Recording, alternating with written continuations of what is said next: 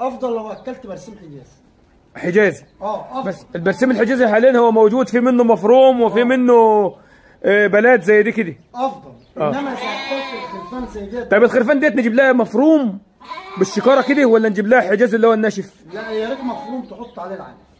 مفروم وتحط عليه العلق. بس مش عاوزين تسيبك من الكبد ده خالص. ايوه. انت قلت لي من شويه ايه اللي خلى الخروف يعطى؟ اللي خلى الخروف الغبار اللي احنا حطينا. غبار التبن. حطيت تبن فول او اما حطيت تبن بلدي. ده اللي بيخلي الخروف يتشم. بس خلي بالك في حاجه برضه، الحول طالما بيتشم وبياكل ما فيش اي ضرر. ما تزعلوش نهائي، لان انا مربى برضه يعني ديت 3 سم بنسلم طول مفعول الرصاص ابراهيم يضيعوه. يضيعوا اي حاجه. طب دلوقتي لو واحد عايز ياخد منك مشروع زي ده، يعمل منك ياخد 20 حولي مثلا يربهم فوق سطح، او 25 او 30 حولي مثلا يعني. ماشي. بسم الله ما شاء الله يعني.